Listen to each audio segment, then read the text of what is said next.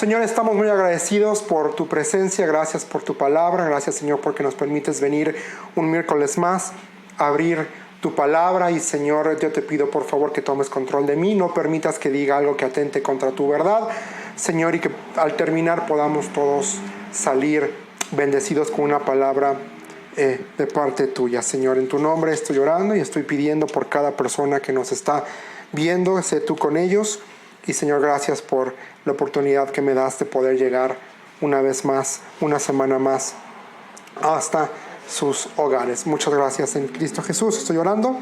Amén y amén. Y pues bueno, la sesión pasada hablamos un poquito acerca prácticamente de la autoría de quién fue el que escribió Primera de Juan y hablamos acerca de la evidencia externa y la evidencia interna del propio libro, que en el cual nos dice que fue nada más y nada menos que el apóstol Juan, el discípulo amado. También hablamos acerca de la fecha y del lugar en el cual el libro fue escrito. Hablamos del motivo de la carta, por qué razón. Hablamos de dos razones principales por las cuales esta carta fue escrita. La primera fue para combatir y contrarrestar a los falsos maestros, esos falsos maestros que se habían dado y habían aceptado y habían absorbido el gnosticismo y por lo tanto estaban dividiendo la iglesia. Hablamos acerca de eso. También hablamos de que es para volver a asegurar, para volver a fortalecer a los creyentes. Y vimos prácticamente que el apóstol Juan escribió esta carta para contrarrestar tres cosas.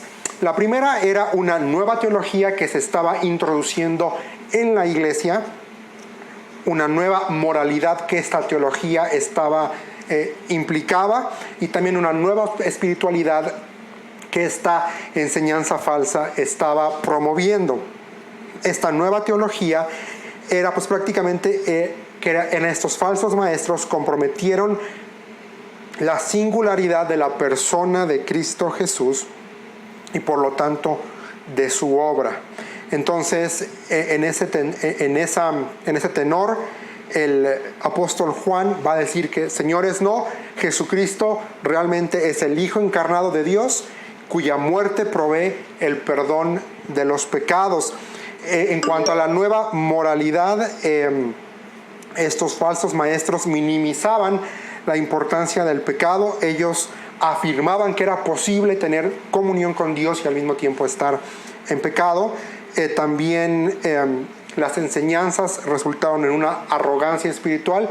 Se creían más que los demás porque ellos decían que ellos ya habían llegado a un nivel diferente en su espiritualidad, por lo tanto ellos podían, no importaba que estuvieran en pecado porque ellos estaban en otro plano, en otra esfera. Y pues bueno, ahora en esta noche vamos a hablar un poquito acerca del clima moral. ¿Qué es lo que está ocurriendo aquí? Vamos a ver que había una presión social, básicamente, por la cultura en la cual estaba inmersa la iglesia, y específicamente Éfeso, que era desde donde el apóstol está escribiendo. Y pues prácticamente esta presión social era la idolatría y la superstición. Era una ciudad que estaba muy pero muy enganchada en la idolatría y en la superstición. Éfeso era adicta a la magia. Ellos eran muy adictos al oculto, a lo que va en contra de la verdad, en contra de lo que viene de parte de Dios. Y precisamente por eso es que el apóstol va a insistir en un comportamiento moralmente correcto. En Primera de Juan nos va a decir de la importancia de tener un comportamiento moralmente correcto. Muy bien. Entonces, ahí el apóstol nos va a decir que el creyente no puede continuar viviendo en la oscuridad. Primera de Juan 1:6 dice: por lo tanto, mentimos si afirmamos que tenemos comunión con Dios, pero seguimos viviendo en oscuridad espiritual. no estamos practicando la verdad.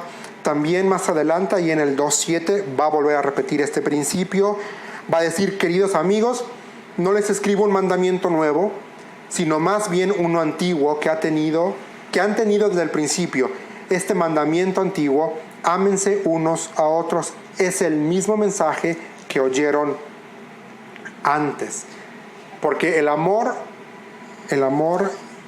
está en Dios, el amor es Dios y Dios es luz. También él le va a decir a los lectores y por lo tanto a nosotros que el creyente no puede amar al mundo, no podemos tener nuestro amor comprometido, o amamos a Dios o amamos al mundo. Ahí lo va a decir en el 2:15, va a decir: no amen a este mundo ni las cosas que les ofrece, porque cuando aman al mundo no tienen el amor del Padre en ustedes. Va a ser muy, muy puntual. También dice que el creyente no puede estar relacionado con la idolatría. Ahí en 1 de Juan 5, versículo 21. Dice: queridos hijos, aléjense de todo lo que pueda ocupar el lugar de Dios en el corazón. Es decir, cualquier cosa que ocupa el lugar de Dios en nuestro corazón es idolatría. Idolatría es eso, idolatramos aquello que ocupa el primer lugar o el lugar que debería ocupar Dios en nuestras vidas. El amor a Dios, que es luz, forzosamente va a involucrar un rompimiento radical, total y completo con el mal. Va prácticamente en este clima moral, en un clima de pecado, en un clima de hechicería, en un clima de idolatría y de supersticiones, que el apóstol Pablo nos va a decir, el apóstol Juan va a decir: salgan, huyan, abandonen toda idolatría y entréguense a la luz, porque Dios es luz y no puede convivir. Ahora, vamos a ver algunos temas centrales que nos va a hablar y que nos va a enseñar Primera de Juan. El primer tema nos va a invitar a que nos apeguemos a la correcta enseñanza de la Biblia. Esto es muy importante para el apóstol Juan, es que nos apeguemos a la enseñanza de la Biblia. Y ahí en 1 de Juan 1, versículo 1 dice: les anunciamos al que existe desde el principio, a quien hemos visto y oído, lo vimos con nuestros propios ojos y lo tocamos con nuestras propias manos. Él es la palabra de vida. Y ahí versículo 5 también va a decir: este es el mensaje que oímos de Jesús y que ahora les declaramos a ustedes. Dios es luz y en Él no hay oscuridad. Y también en el 2:7 nos va a decir: queridos amigos, no les escribo un mandamiento nuevo, sino más bien uno antiguo que han tenido desde el principio. Este mandamiento antiguo: ámense unos a otros, es el mismo mensaje que oyeron antes. Es decir, Juan va a decir: señores, abracen el mensaje que escucharon, el mensaje que les predicamos con anterioridad, el mensaje que recibieron. Y este mensaje fue un mensaje que ellos habían recibido específicamente porque los apóstoles vivieron, caminaron y experimentaron a Cristo. Por eso tiene la capacidad para poder decirnos: no amen estas cosas. Pero también nos va a invitar a que que profesemos un credo correcto. ¿Qué es un credo? Pues prácticamente es la definición de lo que decimos creer.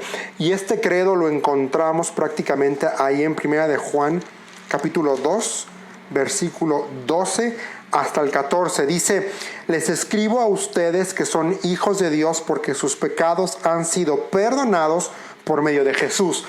El credo correcto primero aquí es que los pecados son perdonados no por lo que hacemos o por lo que dejemos de hacer, no por lo bueno que seamos o lo bueno que no seamos, no porque hayamos nacido en determinada familia, sino por medio de Jesús. Versículo 13 dice: les escribo a ustedes, los que son maduros en la fe, porque conocen a Cristo, quien existe desde el principio. Otra parte del credo que debemos profesar todo aquel que ha depositado su fe en Cristo Jesús. Es la preexistencia, ese es un término teológico, la preexistencia de Cristo, que Cristo no conoce principio y tampoco va a conocer final. Entonces, la preexistencia, aquí versículo 13, a Cristo quien existe desde el principio. Les escribo a ustedes los que son jóvenes en la fe, porque han ganado la batalla contra el maligno. Versículo 14, les he escrito a ustedes que son hijos de Dios porque conocen al Padre. Es decir, el que conoce al Hijo conoce al Padre. Por medio de Jesucristo ahora conocemos al Padre, parte de nuestro credo. Les he escrito a ustedes los que son maduros en la fe porque conocen a Cristo quien existe desde el principio. Otra vez hablando de la preexistencia de Cristo. Les he escrito a ustedes los que son jóvenes en la fe porque son fuertes. La palabra de Dios vive en sus corazones y han ganado la batalla contra el maligno. Parte de nuestro credo como creyentes es esto. Creemos en la preexistencia de Cristo, creemos en una encarnación, creemos que Cristo fue 100% hombre, 100% Dios. Creemos que la única forma en la cual los pecados son perdonados es por medio del sacrificio expiatorio de Cristo en la cruz del Calvario, y también creemos que por el sacrificio de Cristo ahora somos hijos de Dios, gozamos con acceso al Padre, tenemos comunión con el Padre y la palabra de Dios vive en nosotros. Esta es una muy bonita profesión de fe, es un credo correcto. Otro de los temas va a ser una correcta catequesis, es lo que creemos prácticamente y lo que enseñamos. Ahí en 1 de Juan 2, versículo 1, otra vez dice: mis queridos hijos, les escribo estas cosas para que no pequen, pero si alguno peca, tenemos un abogado que defiende nuestro caso ante el Padre. Es Jesucristo, el que es verdaderamente justo.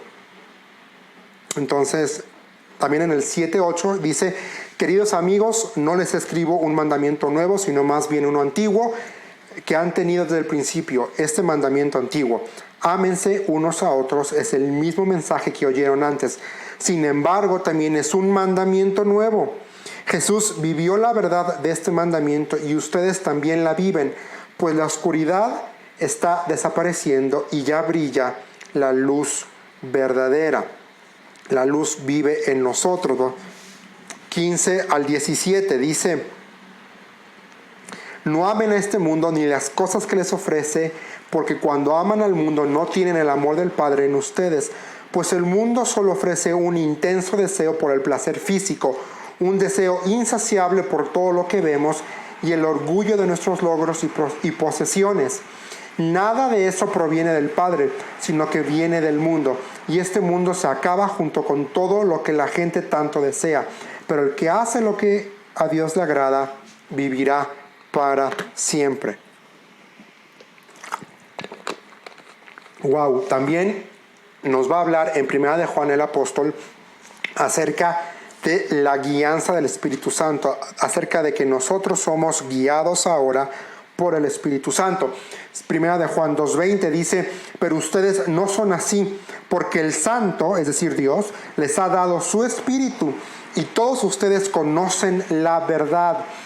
Entonces, conocemos la verdad. ¿Por qué? Porque nos ha sido dado el Espíritu Santo, y el Espíritu Santo vive, mora en nosotros, y es el que nos recuerda las palabras de Jesús, es el que nos enseña, pero también es el que nos guía y el que nos dice por dónde tenemos que ir. Versículo 27 dice: ustedes han recibido al Espíritu Santo y Él vive dentro de cada uno de ustedes, así que no necesitan que nadie les enseñe lo que es la verdad, pues el Espíritu les enseña todo lo que necesitan saber, y lo que Él enseña es verdad, no mentira.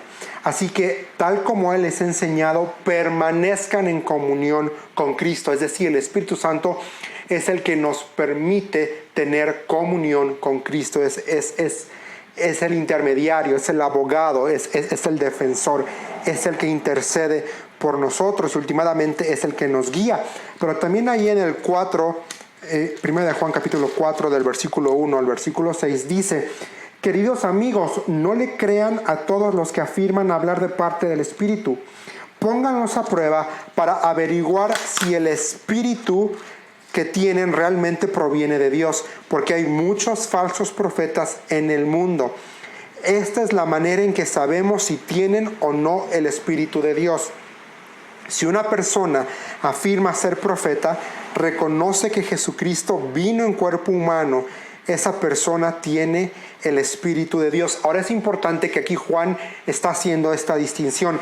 Reconoce que Jesucristo vino en un cuerpo humano. La razón, como la mencionamos anteriormente y en la sesión pasada, es que estos falsos maestros habían sido influenciados por el gnosticismo, y el gnosticismo prácticamente dice que el cuerpo físico es mundano y no hay nada divino en él. Por lo tanto, Jesucristo no pudo haber tenido un cuerpo humano porque lo humano está corrompido y no puede ser divino. Entonces, al hacer esta aseveración, entramos en un conflicto, porque al negar la divinidad de Cristo, se niega la obra perfecta de Cristo. ¿Por qué? Porque solamente uno perfecto, sin pecado, era el que podía morir y era el que podía ocupar nuestro lugar, hacer expiación y perdón completa de nuestros pecados. Sin derramamiento no hay remisión de pecados, y solamente la sangre perfecta de Cristo, de un cordero sin mancha, podía hacerlo.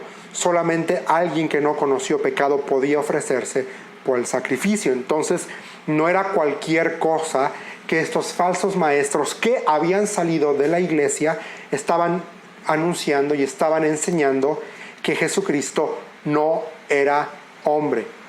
Y vamos a ver un poquito más de esto más adelante. Pero dice aquí: pero si alguno afirma ser profeta y no reconoce la verdad acerca de Jesús, aquella persona no es de Dios. Tal persona tiene el espíritu del anticristo, del cual ustedes oyeron que viene al mundo, y de hecho ya está aquí. Pero ustedes, mis queridos hijos, pertenecen a Dios. Ya lograron la victoria sobre esas personas, porque el espíritu que vive en ustedes es más poderoso que el espíritu que vive en el mundo. Esas personas pertenecen a este mundo, por eso hablan desde el punto de vista del mundo, y el mundo les presta atención. En cambio, nosotros pertenecemos a Dios, y los que conocen a Dios nos prestan atención. Como ellos no pertenecen a Dios, no nos prestan atención. Así es como sabemos si alguien tiene el espíritu de verdad o el espíritu del engaño. Entonces, el Espíritu Santo que vive y habita en nosotros es el que nos va a enseñar toda la verdad, y es el que nos va a ayudar a filtrar cualquier enseñanza que escuchemos, para que la traigamos a la luz de la Escritura y podamos discernir si algo que nos dicen o algo que estamos escuchando proviene de Dios o no proviene de Dios.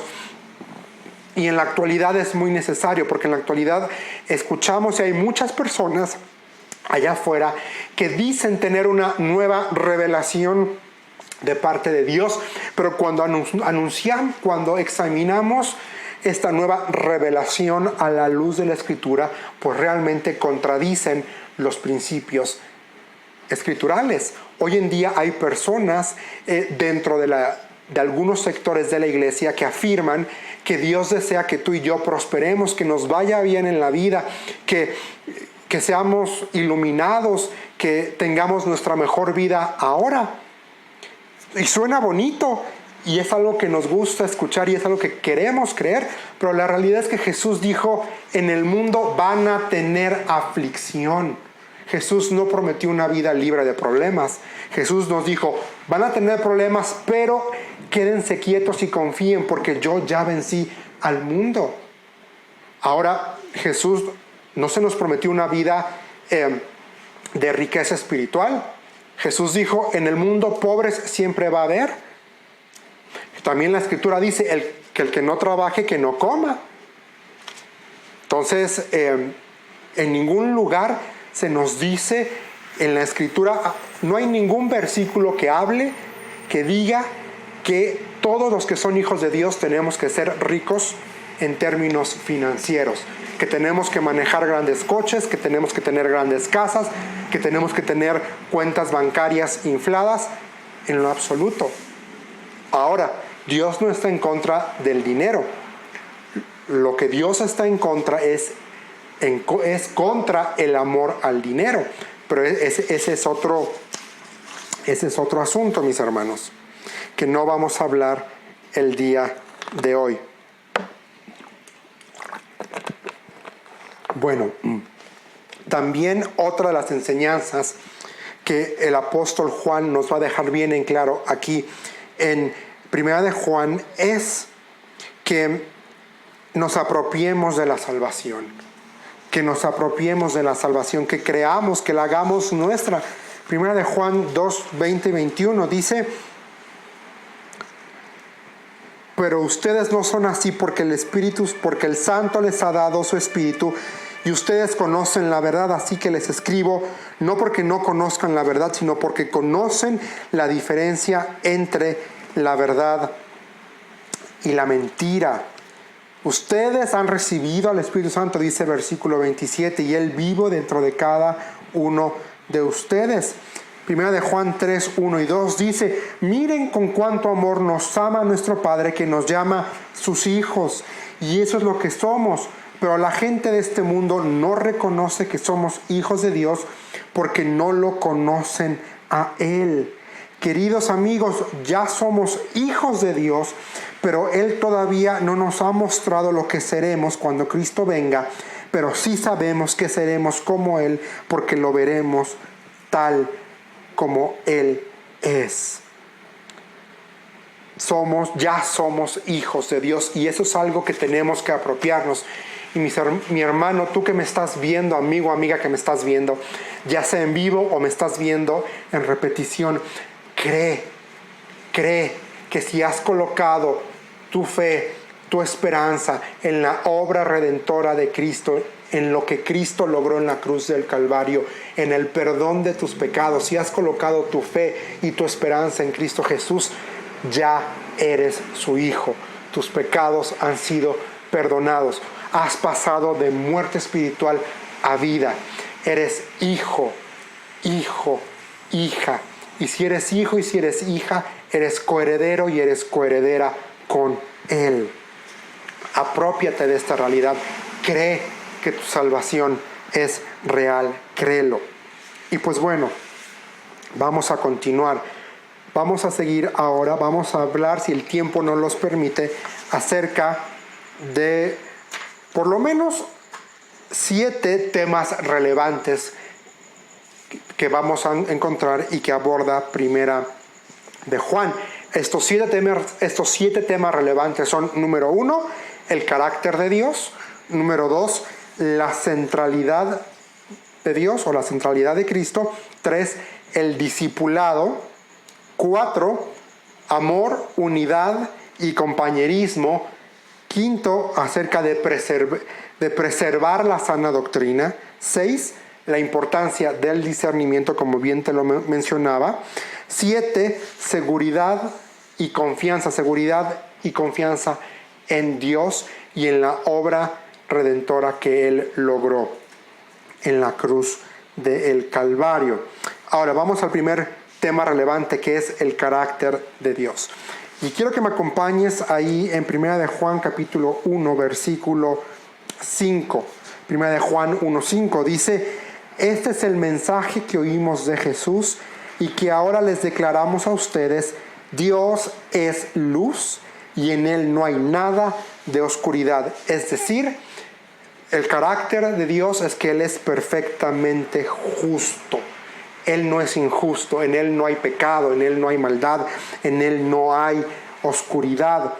Primera de Juan 1:9 dice: pero si confesamos nuestros pecados a Dios, Él es fiel y justo para perdonarnos nuestros pecados y limpiarnos de toda maldad. Primera de Juan 3:7 dice: queridos hijos, no dejen que nadie los engañe acerca de lo siguiente. Cuando una persona hace lo correcto, demuestra que es justa, así como Cristo es justo. Pero también nos va a hablar acerca de que Dios es fiel. Ya lo vimos ahí en Primera de Juan 1:9. Pero Dios, ¿qué es? Él es fiel para perdonar nuestros pecados y limpiarnos de toda maldad. No solo, el carácter de Dios es que no solamente Él es justo, no solamente Él es fiel, también Él es perdonador. Nuevamente, 1 Juan 1:9 es clave para entender que si confesamos nuestros pecados, Dios que es fiel y justo, Dios es fiel y justo para perdonarnos y limpiarnos, dice, de toda maldad.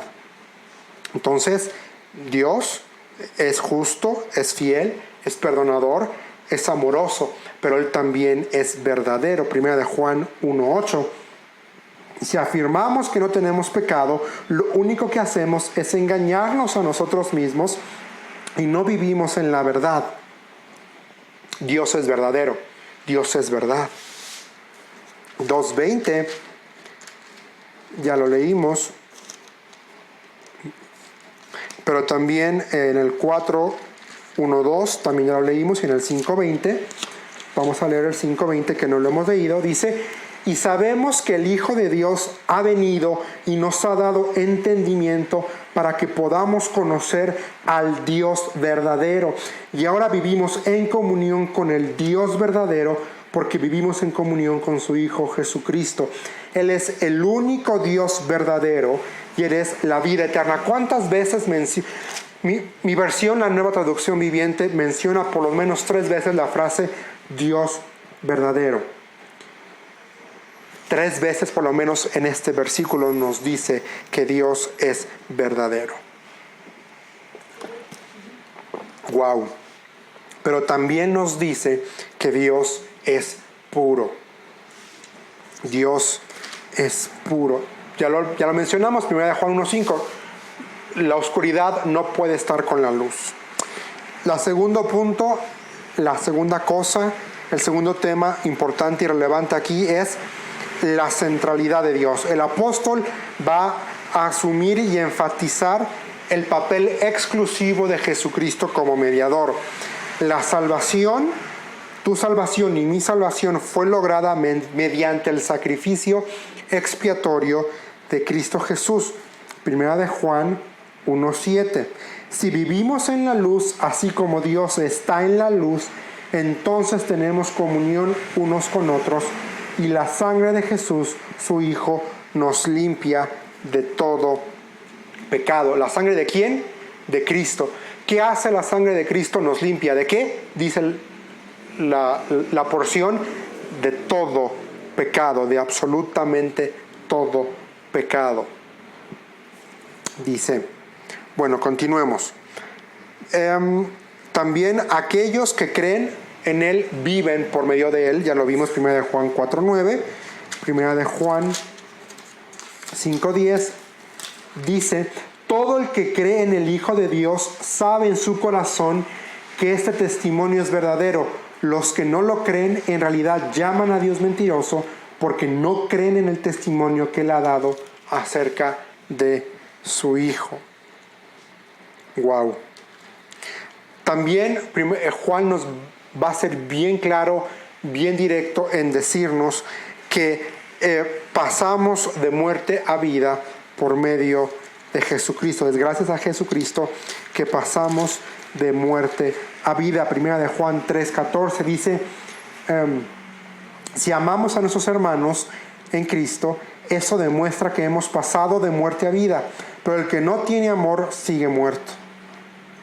Wow. Otra vez el apóstol diciendo que hemos pasado de una muerte espiritual a una vida eterna. Mi hermano, quiero decirte en esta noche que la salvación no es un estatus, y es algo que el apóstol Juan va a dejar bien en claro aquí. La salvación no es un estatus que uno obtiene, sino es un regalo que recibimos de parte de Dios directamente. La salvación no es un estatus, es un regalo. Tercer punto en esta noche es discipulado. Aquí vamos a ver que el apóstol va a resaltar la realidad de que cada uno de nosotros como creyentes somos transformados. Vamos a ser transformados. Ve lo que dice 1 Juan 3:2. Queridos amigos, Ya somos hijos de Dios, pero Él todavía no nos ha mostrado lo que seremos cuando Cristo venga.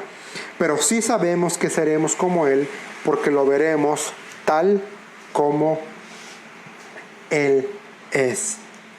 ¡Wow! ¡Wow!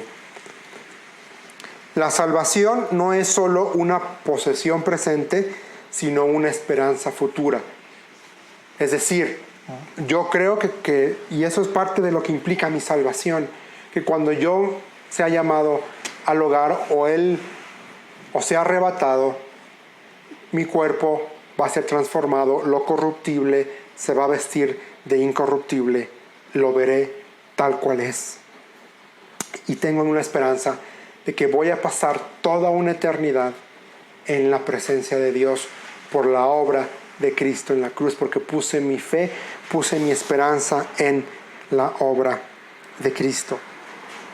El creyente también debe emular, es decir, debe replicar, debe seguir el ejemplo de Jesucristo. Primera de Juan 2:6 dice: los que dicen que viven en Dios deben vivir como Jesús vivió. Aquí lo dice. Es decir, todo, como creyentes tenemos que repetir, tenemos que imitar la vida de Cristo. Ahora, la salvación no es nada más algo interno o privado o una comunión individual que yo tengo con Dios. Sí lo es, pero también la salvación se manifiesta en mi conducta y se debe de manifestar en tu conducta. Así tiene que ser. Es decir, nuestra salvación incluye ortodoxia e incluye ortopraxis. Es decir, incluye una creencia correcta de que la salvación solamente se obtiene por la fe en Cristo Jesús, creyendo en la obra perfecta de Cristo en la cruz del Calvario, pero también en una praxis, en una práctica correcta. Ya lo vimos, es en vivir de una forma que le agrada a Dios, es vivir en la luz, es replicar la vida de Cristo, es emular a Cristo. Entonces va a hablar de temas de discipulado. La cuarta cosa, amor, unidad y compañerismo. El amor cristiano, mis hermanos, nace del amor de Dios. Ya lo vimos, el que no ama no ha conocido a Dios, porque Dios es amor. Ahora, Dios es el que produce en mí, me da a mí la capacidad para yo amar al que está a mi lado. Por mi cuenta propia, yo no puedo amar al que está a mi lado, por eso necesito a Dios. Y es Dios el que pone en mí el querer, como en la serie, es el que me da la capacidad para amar al que está a mi lado. Mi habilidad para amar no depende de mí, no depende de mi capacidad, y no depende de si me agrada o no me agrada una persona. Yo amo al que está a mi lado porque es Dios el que me lo facilita, es el que me hace amar al que está a mi lado. Y mis hermanos, el amor es un compromiso. Así como es una decisión, también es un compromiso. Yo me debo de comprometer a amar al que está a mi lado. Me agrade o no me agrade, en su palabra Dios no me dice ama al que te cae bien o ama al que te agrada. Me ordena amar a mi hermano. Entonces yo me tengo que comprometer con Dios, con su palabra, con su mandamiento, porque Él me pide amar al que está a mi lado. Entonces Juan va a estar interesado en que definamos realmente a quién amamos. ¿O amamos a Dios o amamos al mundo? ¿Hay idolatría en nuestra vida o no hay idolatría en nuestra vida? ¿Estamos en luz o estamos en oscuridad? Y eso es algo que tenemos que definir, y eso es algo que es una decisión personal. Tú que me estás viendo, ya sea en vivo o en repetición, tú tienes que tomar una decisión. Tienes que decidir, o te la crees y vives conforme a lo que crees, o realmente no crees. Ahora, tenemos que tener compañerismo unos con otros.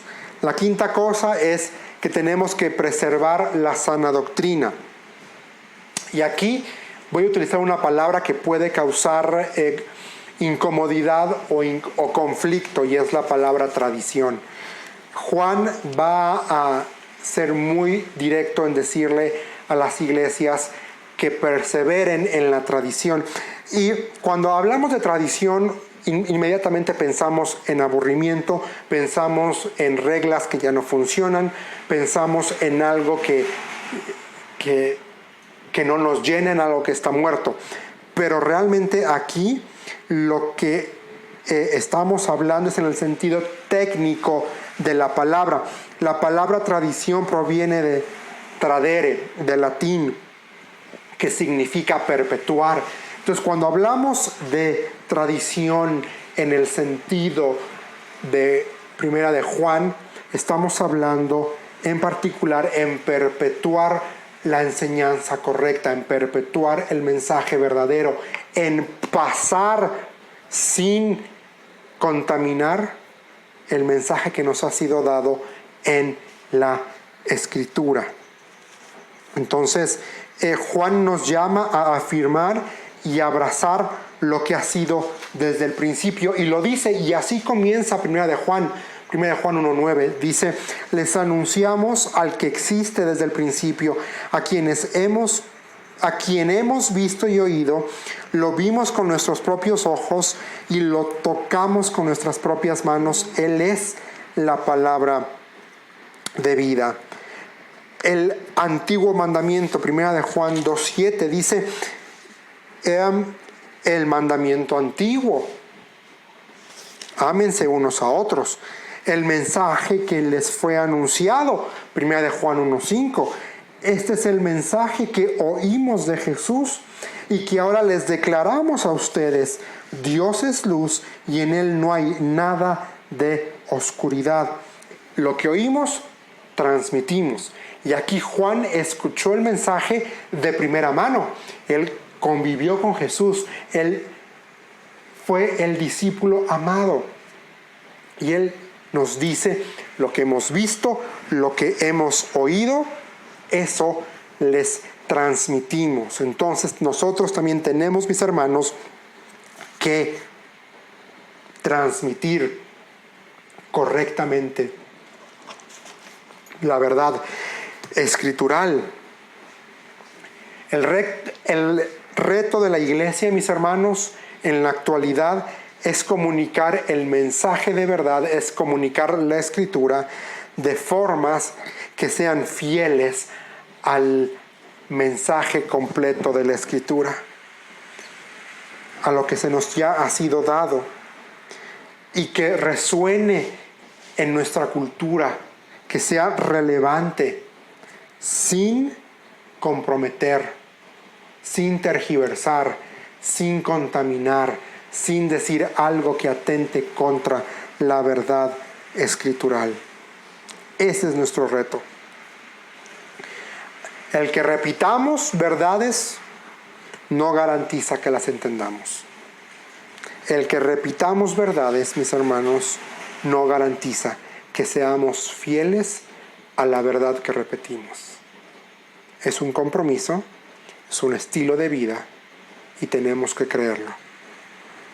Te lo repito, el que repitamos verdades no garantiza que las entendamos. El que repitamos verdades contenidos en la Escritura no garantiza que seamos fieles a ellas. Sexta cosa, la importancia del discernimiento. Bueno, prácticamente Juan va a abordar el tema de discernir ahí en el capítulo 4, desde el versículo 1 hasta el versículo 6. Vamos a leerlo. Dice: queridos amigos, no les crean a todos los que afirman hablar de parte del Espíritu. Pónganlos a prueba para averiguar si el Espíritu que tienen realmente proviene de Dios, porque hay muchos falsos profetas en el mundo. Esta es la manera en que sabemos si tienen o no el Espíritu de Dios. Si una persona que afirma ser profeta reconoce que Jesucristo vino en un cuerpo humano, esa persona tiene el Espíritu de Dios. Pero si alguien afirma ser profeta y no reconoce la verdad acerca de Jesús, aquella persona no es de Dios. Tal persona tiene el espíritu del anticristo, del cual ustedes oyeron que viene al mundo. De hecho, ya está aquí. Pero ustedes, mis queridos hijos, pertenecen a Dios. Ya lograron la victoria sobre esas personas, porque el espíritu que vive en ustedes es más poderoso que el espíritu que vive en el mundo. Estas personas pertenecen a este mundo, por eso hablan desde el punto de vista del mundo y el mundo les presta atención. En cambio, nosotros pertenecemos a Dios y los que conocen a Dios nos prestan atención. Como ellos no pertenecen a Dios, no nos prestan atención. Así es como sabemos si alguien tiene el espíritu de verdad o el espíritu del engaño. Entonces, el discernimiento es crucial. ¿Qué es el discernimiento? Bueno, es la habilidad para distinguir la verdad del error. Y es nuestra responsabilidad como iglesia, es nuestra responsabilidad como creyentes y es nuestra responsabilidad como comunidad de fe poder discernir si lo que estamos recibiendo proviene o no de Dios. Por eso tenemos que traer la luz, traer toda enseñanza, todo lo que escuchamos a la Escritura para ver si efectivamente se alinea con ella o estamos escuchando filosofías humanas o estamos escuchando un discurso filosófico, nada más. Debemos probar los espíritus para ver si lo que se enseña es verdad o no, con el fin de preservar la continuidad de la verdad, que la iglesia no pierda la verdad, que la iglesia continúe avanzando hacia adelante, cimentada en la verdad de Dios. Séptima cosa, y con esto estamos terminando en esta noche: seguridad y confianza. Seguridad de nuestra posición delante de Dios. Somos hijos, hemos sido comprados, nuestro pecado ha sido perdonado, hemos sido lavados en la sangre de Cristo Jesús. Ya no somos más esclavos, somos hijos, ya no estamos en la oscuridad, estamos ahora en la luz. Por favor, no se te olvide esto, créelo. Ahí apúntalo, 1 de Juan 3, versículos 1 al versículo 3. Miren con cuánto amor nos ama nuestro Padre, que nos llama sus hijos. Y eso es lo que somos, dice Juan. Pero la gente de este mundo no reconoce que somos hijos de Dios porque no le conocen a Él. Es decir, implícitamente está diciendo: quien conoce a Dios es hijo de Dios. ¿Y cómo somos hijos de Dios? Aceptando el regalo de la vida eterna, reconociendo que somos pecadores, yendo delante de Dios, pidiendo perdón por nuestros pecados y creyendo en Cristo Jesús. Versículo 2 dice: queridos amigos, ya somos hijos de Dios, pero Él todavía no nos ha mostrado lo que seremos cuando Cristo venga. Pero sí sabemos que seremos como Él, porque lo veremos tal como Él es. Esa es la seguridad, la certeza y una promesa que tenemos, que un día le vamos a ver, que un día este cuerpo mortal va a dejar de existir y se va a vestir de lo incorruptible y pasaremos una eternidad con Él. Versículo 3 dice: y todos los que tienen esta gran expectativa se mantendrán puros, así como Él es puro. No sé tú, mi hermano, pero yo tengo esa esperanza. Yo tengo esa expectativa de que voy a pasar una eternidad con Él, porque he puesto mi confianza y mi esperanza en Él. Tenemos que tener seguridad de que nuestra salvación, por la confianza depositada en la obra de Cristo Jesús, está asegurada. Nuestra salvación está asegurada. También nuestra confianza descansa en lo que Dios ha hecho y continúa haciendo por nosotros, que somos sus hijos. Que nuestra confianza no dependa en los hombres, no dependa en lo que un gobierno pueda decir. Sí, tenemos que ser responsables y tenemos que ser obedientes, porque Dios nos ha pedido que nos sometamos a la autoridad que Él ha establecido, autoridad del gobierno. Pero quien tiene la última palabra es Él.